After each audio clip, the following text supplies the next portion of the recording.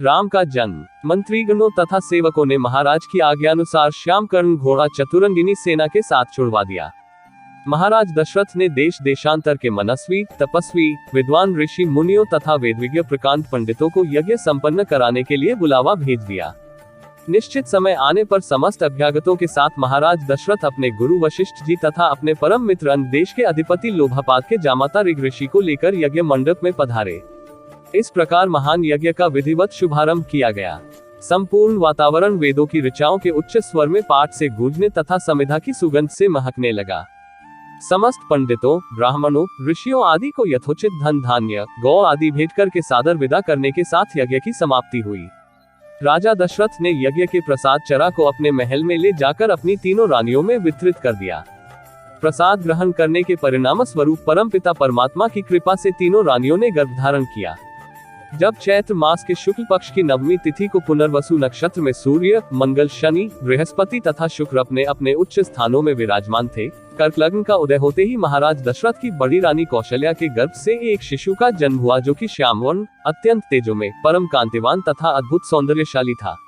उस शिशु को देखने वाले ठगे से रह जाते थे।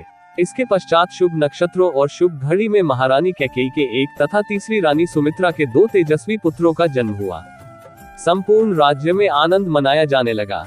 महाराज के 4 पुत्रों के जन्म के उल्लास में गंधर्व गान करने लगे और अप्सराएं नृत्य करने लगी।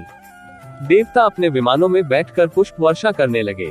महाराज ने उन्मुक्त हस्त से राजद्वार पर आए हुए भाट, चारण तथा आशीर्वाद देने वाले ब्राह्मणों और याचकों को दान दक्षिणा दी। पुरस्कार में प्रजाजनों को धन धान्य तथा दरबारियों को रत्न, आभूषण तथा उपाधियां प्रदान किया गया। चारों पुत्रों का नामकरण संस्कार महर्षि वशिष्ठ के द्वारा कराया गया तथा उनके नाम रामचंद्र, भरत, लक्ष्मण और शत्रुघ्न रखे गए। आयु बढ़ने के साथ ही साथ रामचंद्र गुणों में भी अपने भाइयों से आगे बढ़ने तथा प्रजा में अत्यंत लोकप्रिय होने लगे। उनमें अत्यंत विलक्षण प्रतिभा थी, जिसके परिणाम स्वरूप अल्पकाल में ही वे समस्त विषयों में पारंगत हो गए। उन्हें सभी प्रकार के अस्त्र शस्त्रों को चलाने तथा हाथी, घोड़े एवं सभी प्रकार के वाहनों की सवारी में उन्हें असाधारण निपुणता प्राप्त हो गई। वे निरंतर माता पिता और गुरुजनों की सेवा में लगे रहते थे। उनका अनुसरण शेष 3 भाई भी करते थे। गुरुजनों के प्रति जितनी श्रद्धा भक्ति इन चारों भाइयों में थी, उतना ही उनमें परस्पर प्रेम और सौहार्द भी था। महाराज दशरथ का हृदय अपने चारों पुत्रों को देखकर गर्व और आनंद से भर उठता था।